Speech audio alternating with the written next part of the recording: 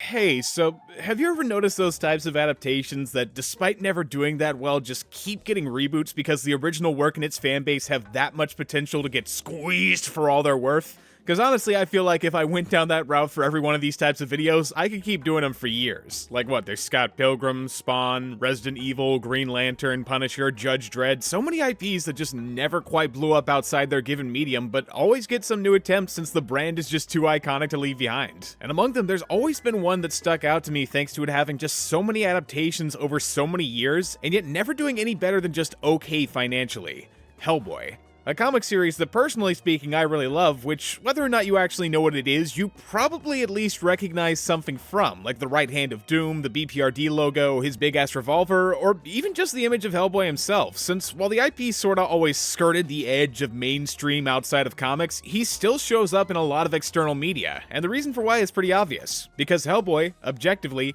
is dope as fuck. He's got that iconic shirtless trench coat look with a goatee and shaved devil horns. He has a cool noir detective personality mixed with a hint of sarcasm and human kindness. He has a deep lore and world based on all kinds of different mythologies and folktales. And let's be real, regardless of if you know anything about him or what he is, he just sort of radiates aura from every angle possible. It doesn't matter what type of thing he's in. If Hellboy's showing up, he's immediately the coolest thing about it. I mean, how many characters do you know that have their own branded whiskey? That's not something you can just pull off. You gotta be like Danny DeVito cool for that. It's serious shit, and Hellboy's been able to back that coolness up through years and years of great comic sales. In fact, his comic universe, the Mignolaverse, named for its creator Mike Mignola, is one of the largest shared universes in comics with loads of spin-offs and continuations. It's a really big deal, and so with just how big he is in comics and the vibes he radiates, like how many times do I have to say it, he's fucking sick, you'd think he'd have to have found just as much success in other mediums, but as far as adaptations, there's never quite been anything that was a massive hit. The two films by Guillermo del Toro did decently, largely thanks to their DVD sales after just doing okay in theaters, but aside from them, nothing's really taken off for Hellboy, and I think that's a shame since I love the original comics and I want to see it thriving, but I've also got to admit that when it comes to the adaptations we've gotten so far, I can see why they haven't done as well as they could have, seeing as a lot, if not all of them, feel like they're missing something important that really ties the whole thing together in the comics. I mean, some are definitely better than others, and there are a few that I even like or consider good, but there's never been one that I loved or thought was great, including the Del Toro movies, which I know has probably put a death warrant on me already, so for the record, I am not feeling suicidal right now, but I just can't deny I've never been fully satisfied with Hellboy adaptations. And so here with this video, I wanted to try explaining why. This is To Adapt A Hellboy. I wanted to keep up the rhyme scheme of the last two videos, but I couldn't find anything good that rhymes with Hellboy. I'm sorry, I'm lazy. But hey, maybe it's for the best. After all, this isn't as much a here's the good, the bad, and the ugly style video as it is a here's why they're all kinda mid style video. So for this, I'm just gonna go in order of release date, which means, of course, I'm gonna be starting with... And this is probably the one I'm the least excited to talk about, given I know there's a lot of people who genuinely love it, and as a film on its own, I kinda get it. But, well, I'm sorry, even with how little Hellboy media there was at the time to go off, this just isn't a very good adaptation, which isn't something I say lightly, knowing just how much Del Toro fought to get the thing made. You know, he was a big fan of Mignola's work, he pulled a lot of strings to make it so Ron Perlman played Hellboy, one of the best comic book movie castings of all time, and there's no way it would have been made if he wasn't involved as much as he was, but I can also tell that in the process of getting the thing made, he had to make a lot of concessions for studio executives that brought the thing down just so much. Like, first of all, half the time Hellboy doesn't even feel like the main character in this since he's constantly being overshadowed or pushed to the side by this new guy, John Myers, who, unlike Hellboy, not only has zero aura whatsoever, he might even be the most sauceless person I have ever fucking seen, but also, he was clearly added just so there was someone to exposition dump to, since they've added all this convoluted dumbassery to fit in with other popular films from the time. See, the way the original setup goes is that Hellboy gets summoned to Earth by Nazi scientists led by Rasputin, who wants to use him for various Nazi purposes, but he's found by a group of American investigators first, one of whom takes him in and trains him to be a member of the newly formed BPRD, the Bureau of Paranormal Research and Defense, which he then spends the next 50 years working for, while always having the looming threat of his destiny making him question whether or not he belongs with humans. Oh, and there's also some other things, like his stone right hand being the symbol of his destiny to lead the sleeping armies of hell to conquer Earth, and Rasputin just being a pawn for this group of 7 eldritch mythological creatures called the Ogdru Jahad, who are apparently the dragons from the Book of Revelation meant to bring about the end of the world with the events of Ragnarok by awakening their 369 children, the Ogdru Him, and are currently stuck in a giant astral rock prison. But that's not important till later, so yeah, basically, Demon Detective works for the government, he goes on adventures fighting supernatural beings, and he's always saying fuck you to his destiny. That's the long and short of it. And by the time they started on the movie, Mignola was already at least at the end of the third major story arc, so the formula was pretty decently set, but I guess either because of Del Toro thinking it didn't work, or more likely studio heads butting in like they always do, it's basically their job to try messing shit up, now it's not nearly as straightforward, since what was popular in the early 2000s? Men in Black. So now the BPRD can't just be a known group like the FBI or CIA, something that made sense given supernatural stuff happens all over the world, so what would be the point in hiding it? No, they've gotta be a super secret organization that's cool and mysterious. And so for some dumbass arbitrary secret society reason, they've gotta make sure everything's hidden. And that includes Hellboy, which leads to some serious blatant issues the comics just didn't have by making it so originally, he was sorta just accepted in the universe as a guy that existed, which made things pretty simple. He hears about an incident, he goes to check it out. It was actually a move I liked a lot about the comic since it just skipped over the whole American Dragon Danny Phantom shit of we've gotta hide this from the public because reasons, so we could get to what the stories were actually about, which was the characters, mythology, and cool mysteries with supernatural undertones. It didn't feel the need to get caught up in stuff that overcomplicated the story since that wasn't the focus. But I guess now, just for the aesthetic coolness of keeping things hidden, Hellboy's not even allowed to be his own person with autonomy anymore. He's like kept in a cage and only allowed to go out to complete his missions, which by the way, speaking of those missions, only go to show how stupid this whole keeping him secret business is, seeing as half the time he either doesn't follow orders because why would he? Or he's just fighting shit out in the open where hundreds of witnesses can clearly see him. And yet the film's gotta insist that Hellboy, he's like a cryptid. He's an urban legend that nobody's seen or gotten a glimpse of, and they need to do all these precautions to make sure no one knows he's going places. Meanwhile, every other scene he's fucking leaping across buildings or charging into the streets. And they don't even have the mind-wiping pins from Men in Black, so what, are they going on the honor system here? Or is it more of a gaslighting thing like, oh my god, I saw Hellboy? No you didn't. Yeah, I did. Well, can you provide evidence aside from those other 100 witnesses and that dead kaiju blood and that imprint of his fist on your car? Yeah, I didn't think so.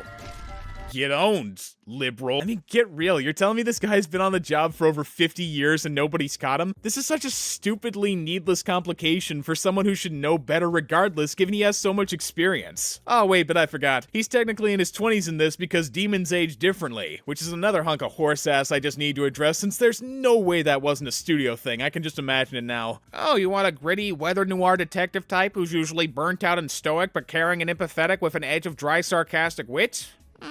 Okay, but where's the hip lingo and punk rock attitude? You know Will Smith? I want him to be more like Will Smith. And also my teenage son that hates me. And so Hellboy in this movie isn't really Hellboy most of the time, he's hormonal rebellious kid in a 50-year-old's body. And you know, I say most of the time since there are some moments where the comic Hellboy peeks through, which I think was kind of inevitable since Ron Perlman is just objectively the best guy to play the character. He's got the voice and the presence and the look down perfectly. It's just that most of the time he's not written like the character. So when I see him getting jealous at John Myers rizzing up another agent, Liz, who's now Hellboy's steamy on and off again romance, because remember, early 20s, on one hand, I really like that they've got everything about him visually and audibly down-packed, but on the other, I hate that this is something the original Hellboy would never do. It's like I'm watching a skinwalker passing itself off as him. And hey look, I'm not trying to talk this down just for being different. Some of the new bits are fun, like him being embarrassed about smoking in front of his dad, that's pretty cute, but overall I just can't get over how this new immature jockey persona mixed with all the little action movie one-liners they give makes this feel less like Hellboy and more like Duke Nukem. Which isn't helped by how most of his arcs in this that could have given him depth like his comic counterpart don't get much development despite there being so many of them. Like, they give him a thing about his dad dying later in the comics to give it more weight, I think, but they never interact enough for it to have impact. Like I mentioned, he's got a relationship with Liz, which isn't terrible, I guess, but fucking John Myers gets inserted into it for a love triangle, so that's the worst. They condense his whole story-long arc of feeling like an outcast into this one director guy who's pretty much on a timer of predetermined quotes like, "You're a monster. You're a loose cannon who can't play well with others. I'm monster racist. I'm in charge. Blah, blah, blah." So that barely goes anywhere. And for a few minutes near the end, there's the bit about him refusing his destiny for the ones he loves, but it's not nearly as built up as the comics are given basically any focus till now. Plus, again, it's fucking John Myers who gets him to do it instead of his own free will. So yeah, all of it comes off just a bit underwhelming. And for the rest of the cast, it's not much better. Like, I'll give them credit for Liz and Abe, who weren't really that established yet, so moody goth and calm super genius work fine enough, even if I still don't love how they're treated more like experiments than operatives, something Hellboy in the comics was very adamant didn't happen, but goddamn, all the human characters in this are so forgettable. You know, I've been hyping up John Myers as the true alpha beta here for a good while now, but that's only because the movie tries so hard to make us think he's totally important, you guys. No, really, look, he's Hellboy's new caretaker, and his rival in love with Liz, and his emotional support after his dad, Professor Broom, dies, and he's got a heart of gold, and he's like a knight, and he shits Fabergé eggs every couple of seconds. It's just constantly hyping him up like he's an actual character, but it never stops him from being the most generic NPC of a person who's ever existed. It's why he's not in any of the marketing, since nobody went to the theater to see John Myers. Nobody bought a Hellboy DVD for John Myers. Most of the time when he's not on screen, I completely forget he even exists since he's that unnecessary to the story. In fact, the only time I remembered him being around when he wasn't important, which for the record is most of the time, was during the ending where Hellboy and Liz get back together and John's just standing there in the background content being cucked live. It's actually really funny after you notice it, but that's about all the enjoyment I ever got from him. Still though, that's more than I got from the rest of the human cast, who I can't even remember the names of since they're so fucking boring. Of course, there's Mr. Ball Director guy who's a total waste, Professor Broom who's basically there to give exposition the same way John's around so there's someone to tell it to. For a while there's a guy who's cool with Hellboy but he dies, so whatever. I mean, even Rasputin and Ilsa, who are usually pretty cool in the comics, are so forgettable here since they've been sanded down from a spiteful immortal hoping to herald the dawn of a new age and his cold but loyal subordinate who's bound to a vampire into just the basic ass bad guy and bad girl with almost nothing else to speak of. Really, the only bright spot with them was this gas mask guy Cronin, who's got a pretty cool stick as an immortal masochist, but even then he's sort of just the quiet bodyguard, so he's only really as valuable to the narrative as Rasputin's monster sidekicks. Oh sorry, I meant Rasputin's singular monster sidekick, seeing as it's quite literally the exact same model used over and over again who can regenerate into that model after being killed. Like, okay, don't get me wrong, it's a cool concept for a monster, and I think the design itself is pretty accurate to something that could show up in the comics, plus obviously they had to work within limitations, but man, after you see Hellboy beat up the same monster for the 5th time, it gets kinda dull. And it gets especially dull when you know that one of the trademarks of monsters in the comics is that they usually have a twinge of humanity to make them just a bit more sympathetic. Like, the first monsters Hellboy fights are these toad creatures who got turned from dead humans because their mom wanted them back. And while most of the time they just play the part of these mindless creatures, certain moments show that they still feel, and that's an important distinction, since it makes for a good parallel not just to Hellboy himself, who acts like a human but has moments where his demon half takes over, but also for the series in general, which has an overarching theme about the humanity you can find in unexpected places, whether it's a frog monster or a big red demon. Not to mention it shows us Hellboy's more caring side that understands the pain these guys are going through in a way that human characters just can't. So when you make them mindless decoys that are so disposable you can literally just clone them, I think it goes without saying there's a lot that ends up being lost for both them and Hellboy's character. But don't worry, we show that he likes kittens, so just as good, am I right? And listen, I don't want to make it seem like I hate this or anything. As far as getting the look of the characters down, it's great. The actors put in good performances. The effects still hold up pretty well, except for when they don't. But as a fan of the comics, I'm sorry to say this just isn't it for me. It's too much Hollywood action flick and not enough what made Hellboy unique to begin with. Thankfully though, it seems this was mostly a studio thing, big shocker, and so we got something way more accurate for Del Toro's second try.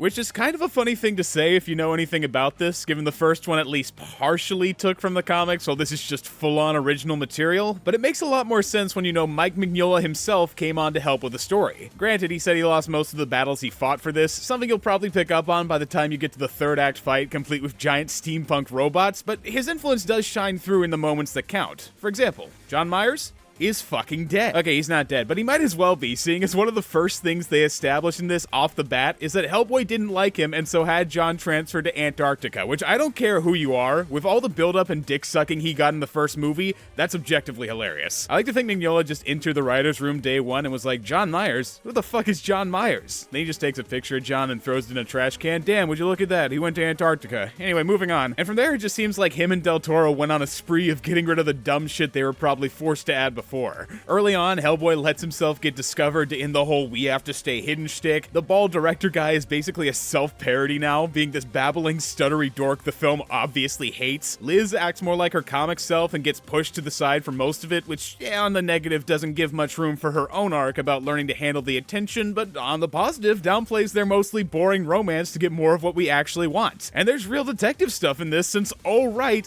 Hellboy's supposed to be a paranormal investigator. I almost forgot. And look, they even brought in Johan from the BPRD comics to show how different their approaches to investigation are. There's legit a genuine effort here to be more like the comic. And that extends to Hellboy's arc in this, which is founded on the effect his coming out of the shadows has on him, knowing most people are quick to assume he's bad no matter how much he does to save them. Something that's a little less subtle than the comics, where he was always at least sort of accepted but felt he didn't belong and had moments that made him wonder if he was seen more like a monster than a person. But hey, for a 2-hour movie that's working with the breadcrumbs the first one left, it's way better than anything we got before. And it's helped by this having a villain who's actually sympathetic and makes Hellboy question whether he's doing the right thing or not. You know, at first I didn't think too much of the guy, just your typical magical creature traditionalist who doesn't like that humans litter and so wants to violently kill them all with an ancient golden army, the usual Captain Planet shit. But then, when he killed his Elf King father to get part of the crown he needs to control the golden army, he was visibly sad. And when Hellboy kills the muscle you'd think is just his minion, he calls him his friend and gets really pissed about it. And that's when it hit me that this guy is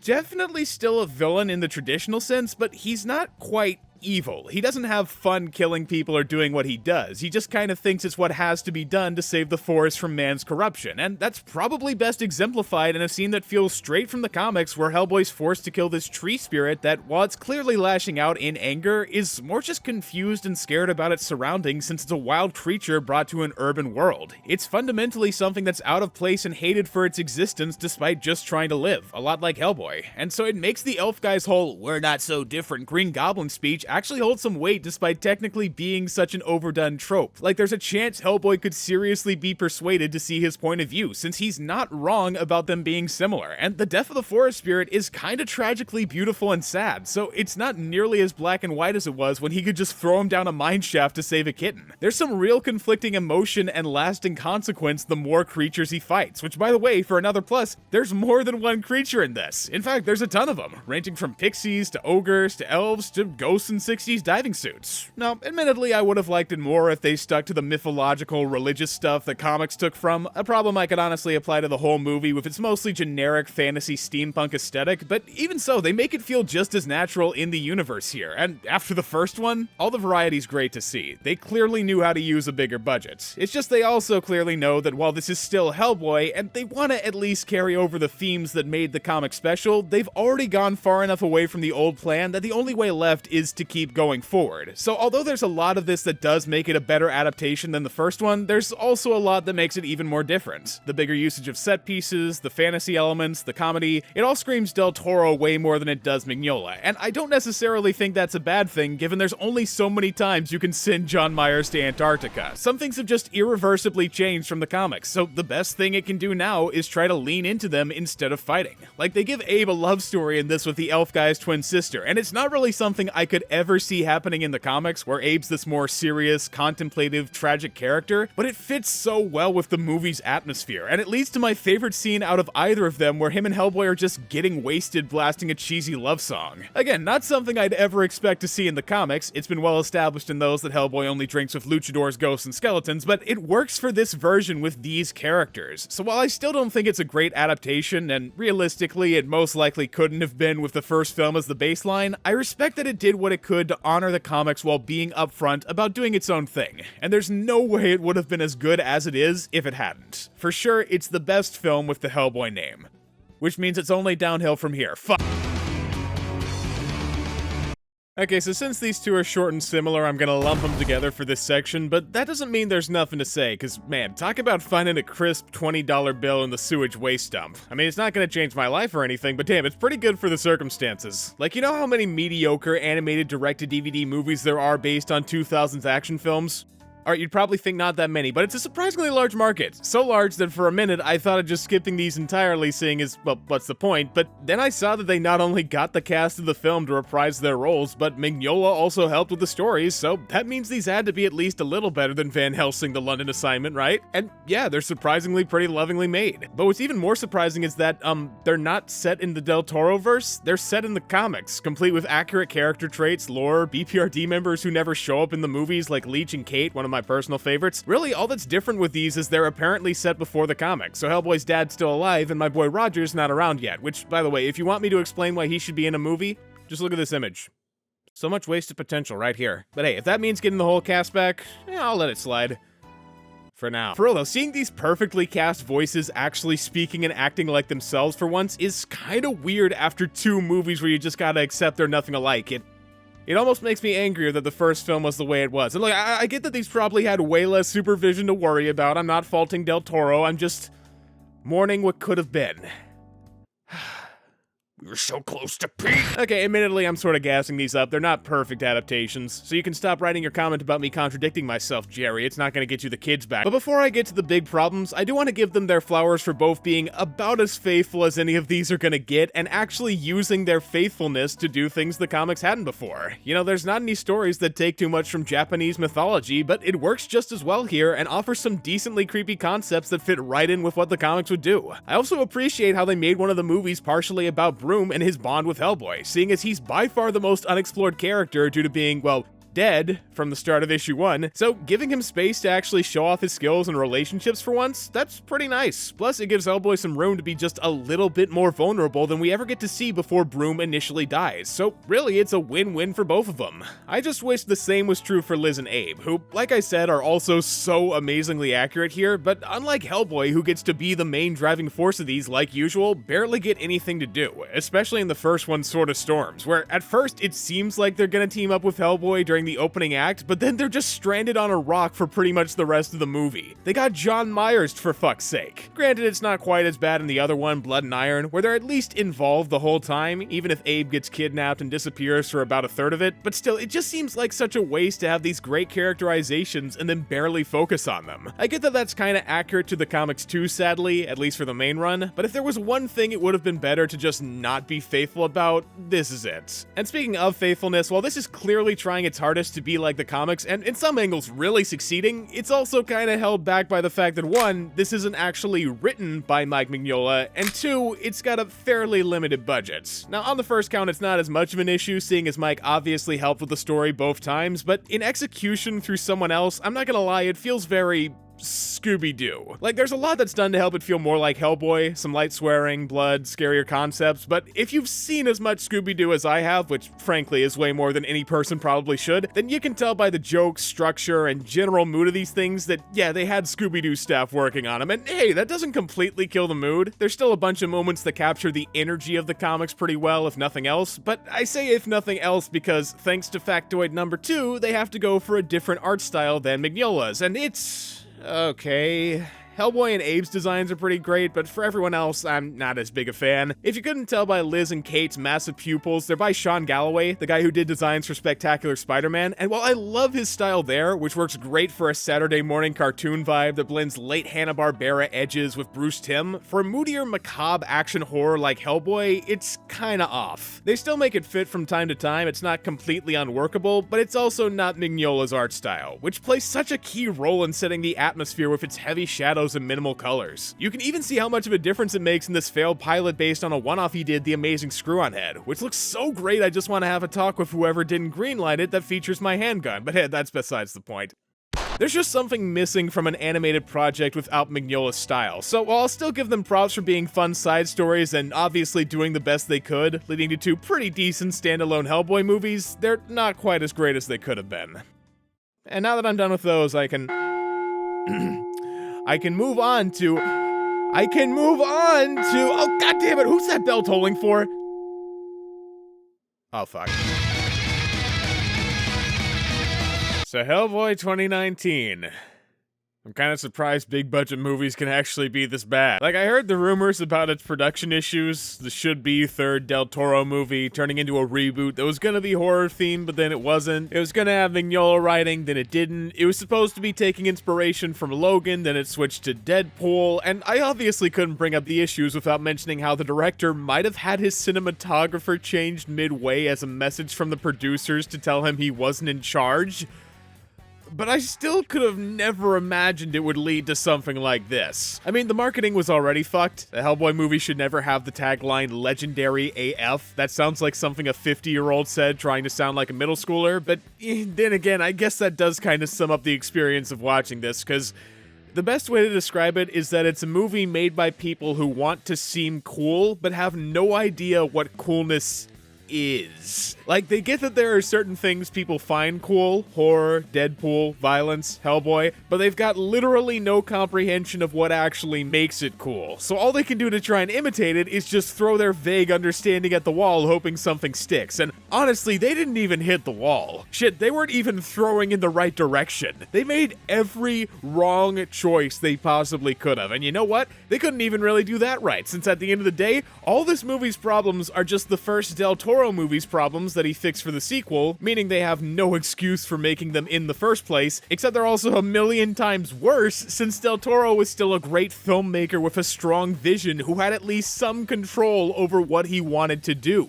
This feels like it had a vision at some point, but then the producers decided that wasn't what they wanted, so they told the crew to just take what they had and copy Del Toro's homework without making it too obvious. But it is obvious, since the ideas they're taking from are either just clearly worse versions of things Del Toro came up with, or they don't fit into the movie's narrative at all. Case in point, Hellboy himself. So remember how I said for the first movie I was a bit disappointed they made him feel like Duke Nukem more than Hellboy? Yeah, at the time I thought that was a pretty good way of saying just how much that movie missed the mark on getting his spirit. But fuck me, now I've come to realize just how much I was taking it for granted, since at least Duke Nukem is fun. I like Duke Nukem. He isn't Hellboy, but he's still a cool character in his own rights. But this guy, he isn't even that. Since I guess all they got from Perlman's version was that he makes jokes and can be childish. So now those are basically his defining traits. So he doesn't feel burnt out or reserved or confident anymore. He just feels like your immature fat uncle half remembering Deadpool jokes thinking it makes him cool when he hasn't been cool since he last felt the touch of a woman back in 1995. You know, David Harbour is trying to channel Hellboy, and looking at interviews he was clearly giving his all to get in character and understand the role, even if one of his main things was that Hellboy can't be confirmed to have sex. What? But the script just makes him come off like either a self-impressed dude bro or a whiny asshole. Apparently, according to Harbour, this was supposed to be a more tortured take on the character, emphasizing Hellboy's self-hatred, but all I got from the more serious scenes, the supposed to be more serious scenes, is that he is a stupid, angsty teenager. And not like too cool for school 17 to 18-year-old Perlman Hellboy, no, more like just hit puberty and doesn't know how to handle their emotions 13 to 14-year-old.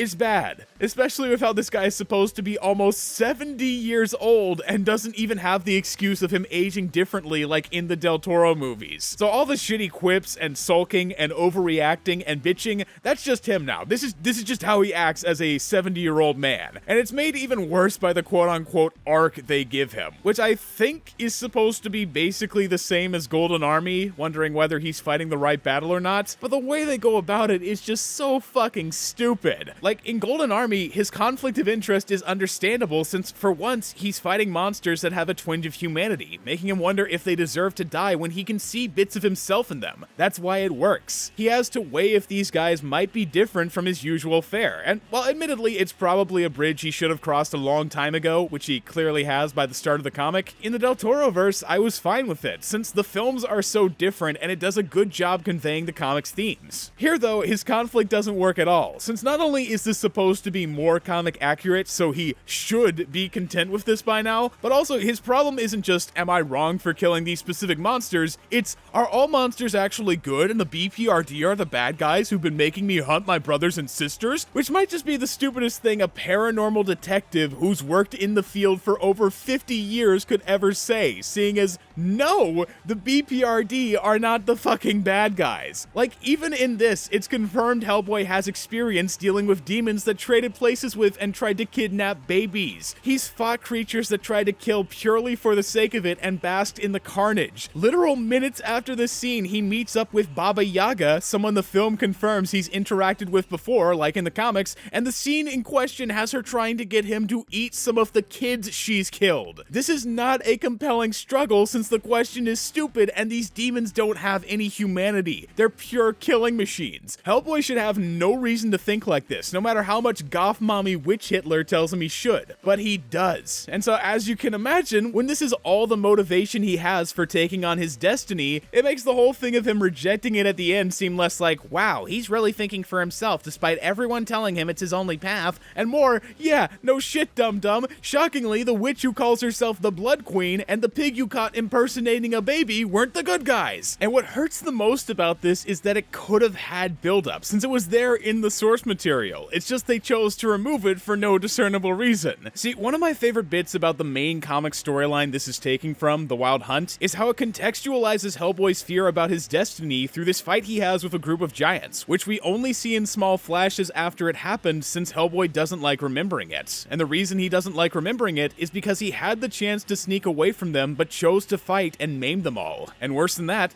he liked it. You know, it's the first moment he ever really questions himself on if he could seriously be more demon than man, and it becomes this cool conflict where he constantly worries he'll stop being himself when the time comes. But for this movie, I guess they didn't want to give the impression of anything resembling depth. Hey, why start now? So now we not only see the whole fight on screen, which by the way looks super shitty thanks to how obvious it is he's not interacting with them. I mean, god, look how poorly integrated he is. But also, they turn it into a fucking comedy scene where Hellboy bumbles his way through a fight with them since he's such a dumbass. And I think this is probably the best way to sum up how they treat his character here. Since there's great material they have to work with, they just don't think that'll appeal as much to teens who watch Deadpool, who love gore and puns and on-screen action, so they just strip any complexity away from it, leading to a scene with no substance that's almost purely there to show off how cool the violence is. Which just speaks to another problem the Toro movies have, but this is way worse at: the mainstream appeal. Since I've already mentioned how annoyed I was at the first one for hopping on certain trends from the time at the cost of storytelling, mainly Men in Black, but honestly, by comparison, this makes the first Del Toro movie look like, well,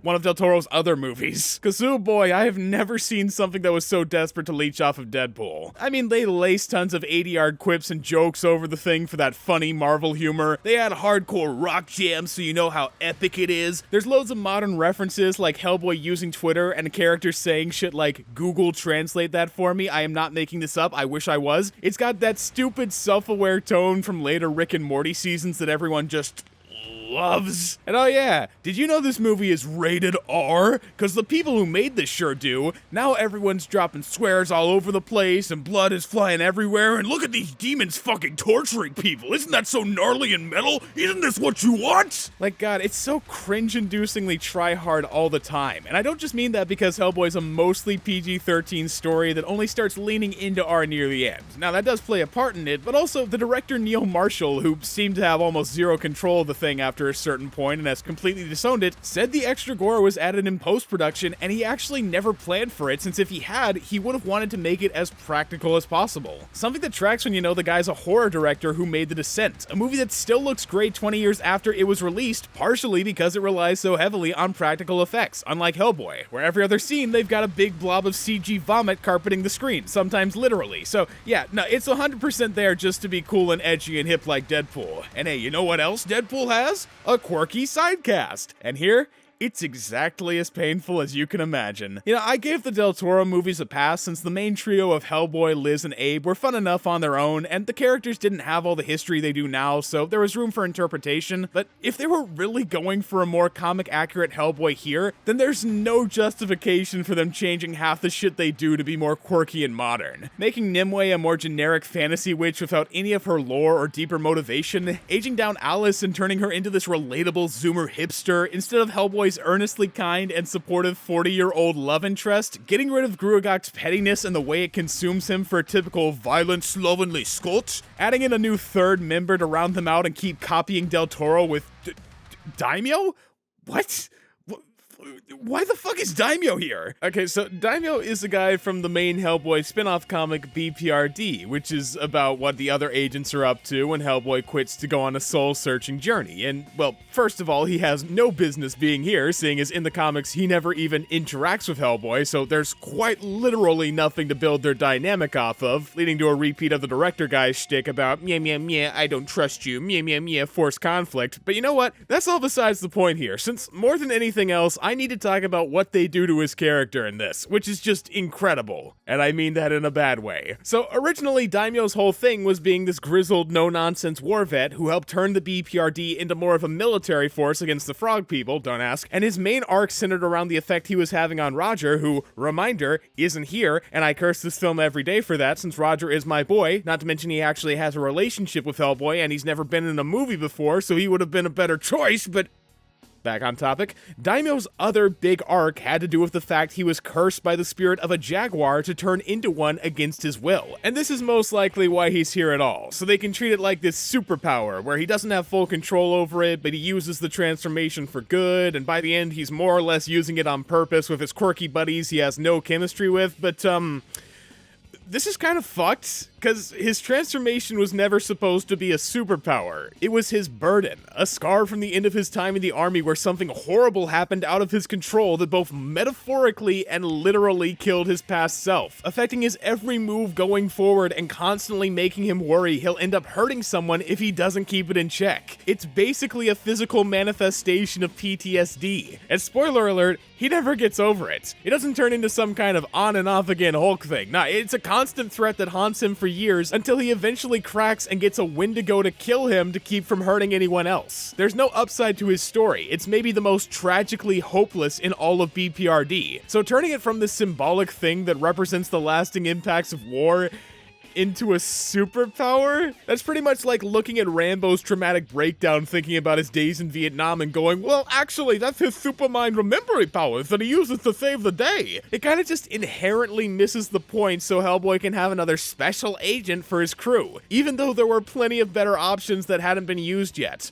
Roger, Kate, Phoenix, Ashley. Oh, or, here's a thought, maybe even better than adding an unnecessary third member, how about you don't do that, since it doesn't, add anything, and there's already bits from 100 different stories in this, so why add more? And I really mean it when I say this thing is trying to juggle way too much content for a 2-hour movie, let alone one that's so far along in the comic story. Like, I've heard some people compare it to starting Lord of the Rings and Return of the King, but realistically, it's more like if Harry Potter started at Order of the Phoenix, but then they decided they were gonna just cram Half-Blood Prince and Deathly Hallows in with a recap of Philosopher's Stone, a bit of Fantastic Beasts, and fuck it, Dobby's just along for the whole thing now with his own side adventure. That's what this movie is doing. It tries to cram in his origin, Hellboy in Mexico, parts of Darkness Calls Wild Hunt and Storm in the Fury, some of the longest storylines. Also, it can simplify, squash, and shit them back out without any of the context they originally had. And as a fan of the comics, it gives me a migraine, since there's no cohesion or flow, none of it fits together, it's just sludge. It's disconnected sludge that the crew of this tried to string together into a movie, only for it to somehow catch fire since they messed up so badly by trying to do so much and so little at the same time. Some of it's a shot-for-shot remake of the comic, some of it's so different it's hard to see how they do a sequel. Some of it's going for a horror tone, most of it's an unfunny comedy. Sometimes it's trying to be its own thing, most of the time it's Del Toro at home. But none of it works, at least altogether. Maybe individually a couple moments are okay, but if you throw an antacid into a cup of Drano, I don't think it's gonna do much to help. But if I could give this just a little credit, no. So with 2019 being such a massive failure, and I don't just mean that as a movie, it had a shit box office too, it should probably go without saying it didn't get the sequel it was baiting for in its ending, thank everything. But Mignola apparently still wanted to do that horror-slanted movie 2019 was planned to be at some point, so with one of his main comic writers, Christopher Golden, and the director of Crank, of all movies, he actually got one made for a lower budget based on one of his personal favorite stories, The Crooked Man, and it's fine. It's okay. I was sort of feeling it more on my first watch through, which may or may not have had something to do with me watching 2019 first and being relieved it wasn't pure ass, but on a second viewing where I wasn't constantly taking notes about how much I love that it just wasn't 2019, I kinda came around to seeing what the problems were, and there are a lot of them. Although I still don't hate it, since in terms of being an adaptation, it's for sure trying the hardest to be like the comics. Most of the dialogue's pretty faithful, the story's a more or less beat-for-beat retelling minus the third act, Hellboy's actually in character, and I've heard it compared before to looking like a fan film, something I totally get the complaint of, mainly with the CGI, which is... oof. But I do really like that with this being a film about Appalachian devil worshippers, it takes the opportunity to have these really harsh angles and shadows that's maybe the first time a Hellboy movie's ever done a decent job mimicking the style of the comic. It goes for sort of a western approach to its lighting, using dimmer light sources like lanterns and moonlight for this atmospheric look that makes you wonder what's hiding in all the darkness, and the more dramatic shots and editing gives it this really kinetic flow that kinda reminds me of the suspense you feel going from panel to panel when reading a comic. The thing's got style, and it uses that to its advantage to help hide some of its cheapness. Of course, it doesn't always work, like with the CG train and spider in the opening, which both look abysmal, but for moments like a girl crawling back into her skin and most of the scenes in the church and house, it can look surprisingly good for the pennies they were working with, and overall I'd say it makes the most of its smaller scale to have some fun shots and set pieces that make it feel way bigger. I get how people who've only watched the other movies would think 20 million isn't even close to enough for what Hellboy needs, and for certain scenes, a bigger budget definitely would have been nice, but most of its smaller stories like Crooked Man are more about the lore and the characters than big fights and spectacle, so it's not nearly as much of a problem here as you'd think it'd be. What is a problem though is the pacing, since the original Crooked Man story isn't very long. It only went for 3 issues, which isn't a lot of content to make a film from. Maybe if it were a 50-minute short film it could have managed, but for an hour and a half, they had to stretch. And for the most part here, that means just taking scenes from the comic and adding more dialogue, silences, ambience, detail, anything they can do to get to feature length, and occasionally it works. I like that it takes its time to build a moody atmosphere, that fits fine for this type of folksy horror story, but I also like scenes to not go on forever, and sometimes that's what it feels like, usually because they feel the need to give extra dialogue to this new character Bobby, who... I won't say she's completely useless. She does have an important role in the third act, and her chemistry with Hellboy isn't terrible, but I can't deny that for about 80% of the movie, she's sort of just there so Hellboy has someone to answer questions for or talk to, since, well, if she wasn't there, it'd be easier to notice that Hellboy doesn't have that big of a role in The Crooked Man. In fact, it's probably one of his least involved stories out of the whole comic. Not that I'm saying it doesn't feel like a Hellboy story, it definitely does, and Hellboy's presence is needed to help the other characters, but if as you're reading you just pay attention to how many times he's standing in the background, not saying anything John Myers style, it gets a bit more obvious that the story isn't really about him. He's not emotionally attached to the other characters, it doesn't tie too much into his own problems, he doesn't grow as a result of it, he's just some dude helping out. And to clarify, this isn't me dissing The Crooked Man, I like it fine enough, and I can get why Mike Mignola loves it, given he's a big fan of mythology, and there's hardly any Hellboy story that gives off as much the vibe of a straight-up folktale, but for making a movie with the name Hellboy on the front of it, I would've gone with several stories before Crooked Man. Maybe Conqueror's Worm or Darkness Calls, The Midnight Circus even, something that really sums up Hellboy's philosophy or tells you about him without needing too much context to work on its own. For Crooked Man, it does the job of working as its own thing, and the film tries connecting it more to Hellboy with some extended flashbacks explaining his witch mom for once, but it still doesn't do enough to make it feel like his story, and it really can't since it isn't. It's a way better Hellboy story than whatever 2019 was, which, you know, isn't a high bar, but it's far from being the best way to introduce the character if you haven't heard of him. And while I get enjoyment from the novelty of how much it leans into an aspect of Hellboy the other films barely focus on, I'm not gonna pretend you don't need to have a certain taste to like this. Like, it can get very cheesy and over the top sometimes, which it definitely knows and leans into, so I can vibe with it, but if you're not really into that type of stuff, there's a good chance you won't love this either. A fun experiment for what it is, but not Mignola's best work. And I said it once, I'll say it again, it's a shame, since I don't think it's impossible to make a great Hellboy adaptation. It's just there's always something holding it back from being its best self. For Del Toro, it was having to meet the demands of a studio that was skeptical it could succeed without a baker's dozen Hollywood cliches. For the animated movies, it was not having the room they needed to be more than just fun little side stories. For 2019, I don't even know where to start with that one. Lack of vision, studio interference, doing too much, doing too little. It's more like what wasn't holding that movie back, and for Crooked Man, it just wasn't the right story for a Hellboy movie. But I'm not giving up hope, because if there's one thing all these adaptations have taught me, it's that after Del Toro, Hollywood's come to realize there's something to this franchise. And I don't know if it'll be a movie that does it, maybe it's a show, a cartoon, a musical, whatever, but sooner or later, they're gonna crack the code to a great Hellboy adaptation. And when they do, I'll be here to tell them great job.